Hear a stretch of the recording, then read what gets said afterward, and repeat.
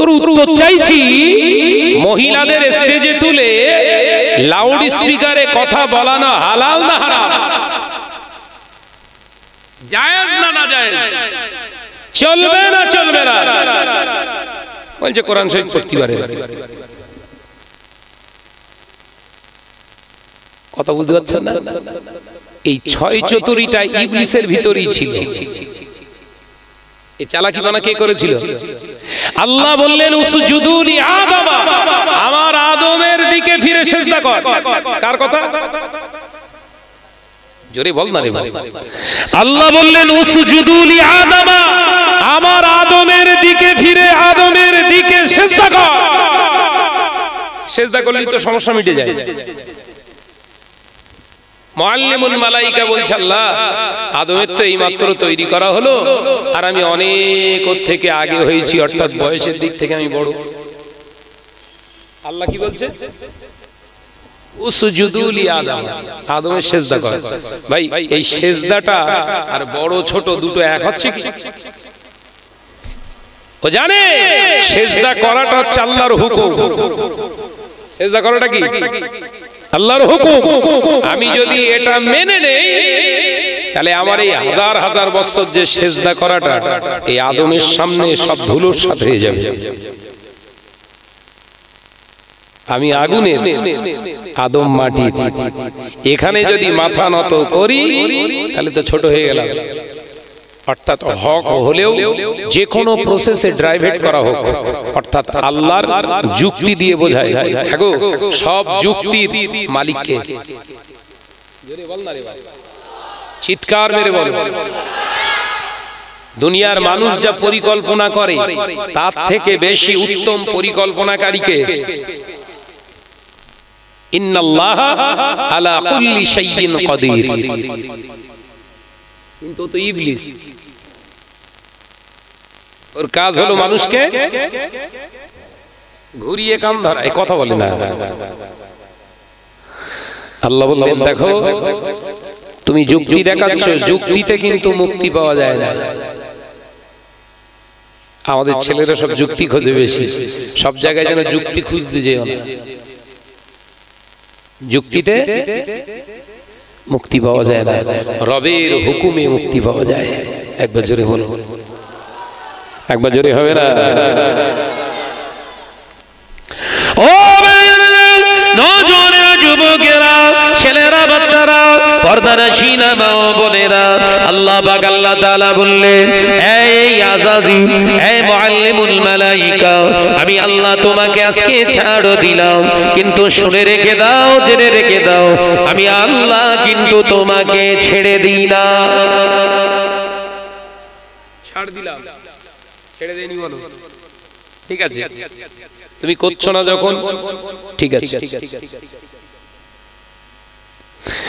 আমি বলছি স্টেজে মহিলাদের তোলাটা হালাল না হারাম?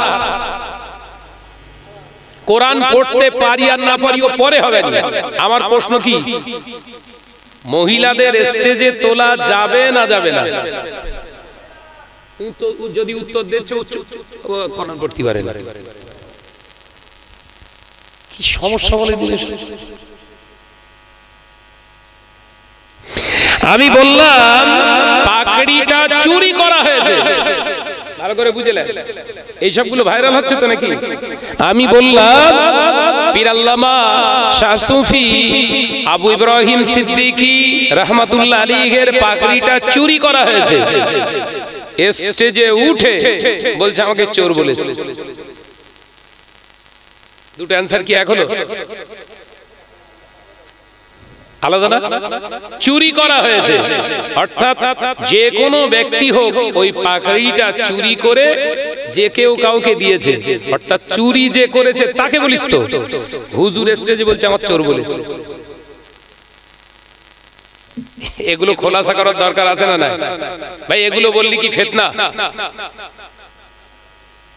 কারণ ইবলিস চেয়েছিল আল্লাহ আমার এই 1000 বছরের ইবাদত বান্দিগি এর বিনিময়ে আমি যখন জান্নাত পেলাম না, আমার কাছে আমি আপনার কাছ থেকে তিনটে জিনিস পেতে চাই। নাম্বার 1, লংজিভিটি, একটা হায়াত, কিয়ামত পর্যন্ত আমার হায়াত দিতে হবে। আল্লাহ বললেন মেনে নিলাম। তাহলে ইবলিস বেঁচে আছে না মরে গেছে? ইবলিস তো আবি জিন্দা है। আল্লাহ আমার দ্বিতীয় দাবি, বলো আদমের চোখ দিয়েছো, নাক দিয়েছো, কান দিয়েছো, হাত দিয়েছো, কলকে দিয়েছো, ফ্যাপসা দিয়েছো, নাড়ি ভুঁড়ি রক্ত, ওর ভিতরে শিরা উপশিরা, তার ভেতরে দিয়েছো একটা কলব। আদমের ভিতরে আছে কলব, সবথেকে দামি জিনিস কলব। এই কলবের ভিতরে আমি বাসা করতে চাই। কি দাবি? ইবলিস কোথায় যাবে বলেছে? এ ভাই আমি গল্প করছি না, বলো এসব কোরআন শরীফের তাফসীর থেকে বলছি। আল্লাহ বললেন, ইবলিস জাহান্নামী হয়েছিস তো মানুষের আদমের কলবে যে কি করবি? বলে আল্লাহ কলবের কাজ কি? হৃৎপিণ্ডের কাজ কি? সমগ্র বডিটাকে কন্ট্রোল করে, সার্কুলার ব্লাড সার্কুলার। কথা বুঝতে পারছেন না? ওর ভেতরে যদি ঢুকতে পারি তাহলে গোটা আদমের দেহে ঘোরা সহজ হবে। শয়তানি দাবি বুঝতে পারছেন তো নাকি? আল্লাহ বললেন যা, মেনে নিলাম। তৃতীয় দাবি, আল্লাহ আদমের দেখতে খুব ভালো করেছো। হিংসুকের অবস্থা দেয়, আদমের দেখতে খুব সৌন্দর্য করেছো আল্লাহ। নাক দিয়েছো, কান দিয়েছো, চোখ দিয়েছো, হাত দিয়েছো, পা দিয়েছো, আমার দিয়েছো সব, কিন্তু আমার দেখতে খারাপ। আমি আগুনের কদাকার কুৎসি চেহারা। এই চেহারা নিয়ে আমি আমার সুরাতে যদি আদমের সামনে দাঁড়াই, এক চান্সে চিনতে পারবে আর মাস শুরু করবে। কুকুরকে রাস্তাঘাটের কুকুরকে দেখলে একবার অন্তত করেন না? করেন না? কথা বলে না তো, করেন না? করেন না? কারণ কি?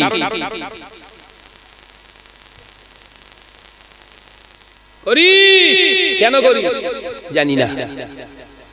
নামাজ পড়িস? হ্যাঁ পড়ি। কেন পড়িস জানি না। এই তো আমাদের অবস্থা। কুকুরকে দেখে এই করেন কেন? তিনটে কারণ। কটা কারণ? জোরে বল না। তিনটে কারণ জানার দরকার আছে না? নাম্বার 1, ও একটা নাপাক জন্তু।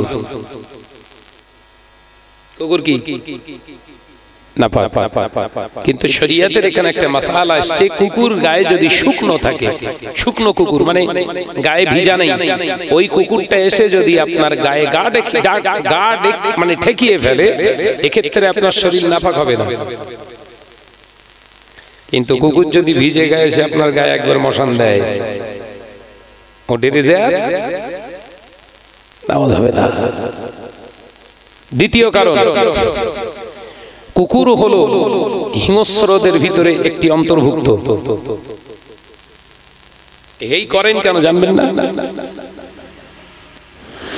কুকুর হিংস্র হয়, অর্থাৎ যে কোনো মুহূর্তে আপনার উপরে অ্যাটাক করতে পারে।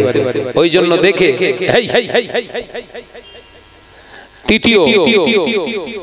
তৃতীয় কুকুরকে দেখে এই করেন কেন? কুকুর থেকে আপনাকে সাবধান থাকতে হয়, নিজেকে সংযত রাখার কারণে কুকুরকে একটু ভয় দেখানোর প্রয়োজনে আপনি এই শব্দটা ব্যবহার করেন।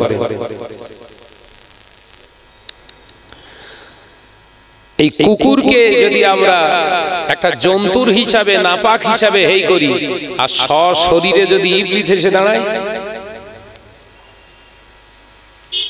মাস শুরু হবে না? হবে না? কথা বলে না কেন? ইবলিস আমাদের বন্ধু না শত্রু? উত্তর দিচ্ছে না, মানে সব বন্ধু, কাছে বসে রেস বোধায়। ইবলিস বন্ধু না শত্রু? শত্রু। অর্থাৎ আল্লাহ যদি আমার সশরীরে সূরাতে আদমের সামনে যদি প্রেজেন্ট হই, ও মাস শুরু করবে। আর আপনি তো আমাকে জাহান্নামী বলেছেন, দুনিয়ায় আমি আদমের কাছ থেকে মার খেতে চাই না। কি করতে চাও? সূরাতে আদম, আদমের সূরাত ধরে আদমকে ধোঁকা দিতে চাই। আলোচনা বুঝতে পারছেন না? তার মানে ওর যখন শখ যাবে মলি সাহেব সাজা, মলি সাহেবের ভেতরে ঢুকে ওর মতো ওয়াজ করবে। সুন্দরী রমণী সেজে মানুষগুলোকে জাহান্নামের দিকে আহ্বান করবে। সুন্দরী রমণী খোলামেলা আলখেল্লা ড্রেস পরে রাস্তায় ঘুরবে, জওয়ান ছেলেরা ওর দিকে চোখ টেপাটিপি করবে, জেনা করাবে। আল্লাহ বললেন যা, তাও মেনে নিলাম, কিন্তু এখানে একটা শর্ত আছে, ইল্লা রাসূলা, তামাম পৃথিবীতে সমস্ত মানুষের সূরত তুই ধারণ করতে পারবি, আমার হাবিবের সূরত তুই ধরতে পারবি না। কই জোরে হলো না যে? তাহলে যে ভাইরা নামাজ পড়ছে অথচ বলছে নবী আমাদের মতো, কোরআনের পক্ষে না কোরআনের এন্টি? উত্তর পাচ্ছেন তো নাকি? ভাইরা, নজনেরা, যুবকেরা, ছেলেরা, বাচ্চারা, পর্দানশীনা মা ও বোনেরা, আল্লাহ পাক জানিয়ে দিলে এই ইবলিস, আমি আল্লাহ পাক জানিয়ে দিলাম তো সব সূরা তুই ধরতে পারিস, আমার হাবিবের সূরা তুই ধরতে পারবি না। যা যা যা, আমি আল্লাহ পাক জানিয়ে দিলাম আমার হাবিবকে আমি আল্লাহ পাক ওমা আরসালনাকা ইল্লা রাহমাতাল লিল আলামিন, তামাম কায়নাতের জন্য আমি আমার নবীকে রহমত স্বরূপ পাঠিয়েছি। একবার জোরে হবে না? নবী আমাদের মতো নয়, তামাম কায়নাতের জন্য নবী হলো রহমত, করুণা, দয়া। জোরে বলবেন না? ও মেয়েরা, নজনেরা, যুবকেরা, ছেলেরা, বাচ্চারা, আমি প্রশ্ন করলাম দাদা পীর রহমাতুল্লাহ আলাইহি, আপনি তো এত মহব্বত করেন, দাদা হুজুরের জন্য জান দিয়ে দেবেন, দাদা হুজুরের জন্য রক্ত নাকি সব শুকিয়ে ফেলেছেন, আপনার শরীরের যৌবনটাও নাকি দাদা হুজুর পীর কেবলার জন্য জান দিয়ে দিয়ে, যৌবনটা দিয়ে, শরীরটা দিয়ে নাকি আপনি বুড়ো হয়ে গিয়েছেন। তাহলে আমার প্রশ্ন, সেই দাদা পীর রহমাতুল্লাহ আলাইহি এত মহৎ কাজ করলেন, অথচ অন্য জায়গা থেকে সিলেবাস এনে, সিলেবাস নিয়ে এসে বাংলার জমিনে মুজাদ্দেদ জামানের এই বাগানে তাদের তৈরি করা সিলেবাসের কিতাবগুলো কেন পড়াবেন? তাদের পাঠ্যসূচি না পড়িয়ে আপনি তো এত কিছু করেছেন, আপনার হাতে বিরাট বড় বড় স্কলার, আপনার কাছে বিরাট বড় বড় আলেম, তাদেরকে দিয়ে মুজাদ্দেদ জামানের পরিচালিত মাদ্রাসাগুলো, তাদের পাঠ্যসূচিগুলো, তাদের সিলেবাসগুলো কেন আপনি তৈরি করলেন না? ও নজনেরা, শুধু তাই নয়, আমি শাহনাজ ভাই প্রশ্ন করেছিলাম দাদা পীর রহমাতুল্লাহ আলাইহির বাগানে, আল্লামা হুজুরের তৈরি করা বাগানে মাদ্রাসাগুলো কেন, শিক্ষা প্রতিষ্ঠানগুলো অন্য কারোর নামে আপনি চালনা করতেন? ও নজনেরা, যুবকেরা, এটাই হলো শাহনাজের জীবনের দ্বিতীয় ভুল। এই প্রশ্ন করাটা আমার সাজে না, সাজে না?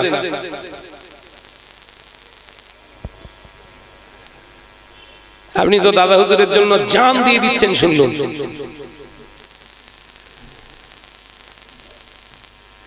তাহলে 10টা মহিলা কোরআন শরীফ তেলাওয়াত শিখছে, তার ভিডিও করে কেন অন্য রাজ্যে পাঠাতে হচ্ছে? কেন? মাল কামানোর ধান্দা? কথা বুঝে না। শুধু সিলেবাস নেওয়া হয়েছে না মাল? হ্যাঁ ছেলেরা বল না রে ভাই, শুধু সিলেবাস আনা হয়েছে না মাল? কোরআন পড়তে পারে, উত্তর চাইলুম কি আর কি উত্তর দিচ্ছে? কোরআন যদি না পারি আয় না একটু শেখা, মাইনে তো পারি, আমি কিতাব পড়তে পারি না, 16 বছর পড়াশোনা করেছি, কিচ্ছু জানি না, আবার নতুন করে ভর্তি হব, কিন্তু প্রশ্নের উত্তর দেয়া লাগবে না? লাগবে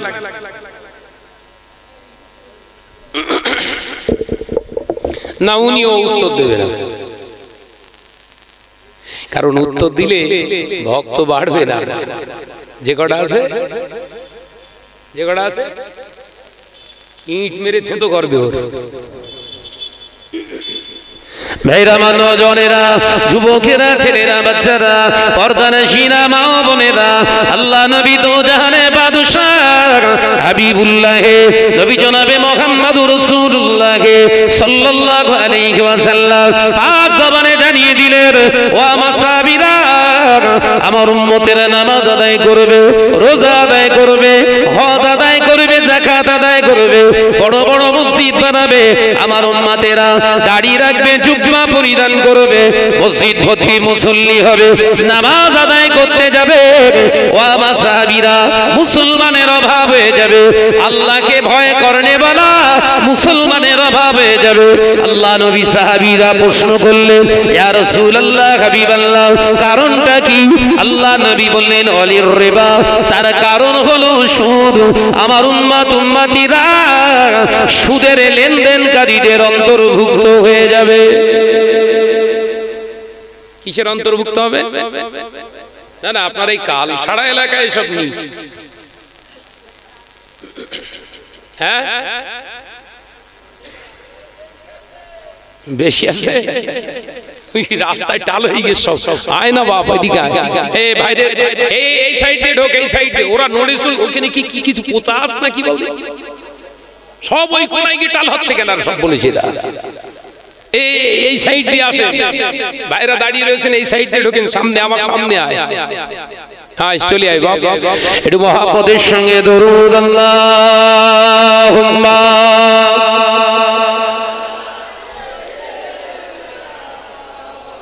পাইকে ধরবো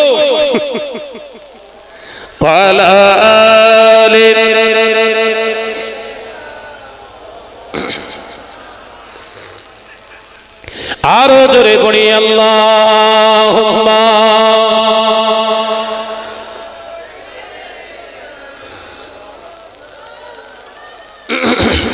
ওয়া আলা আলি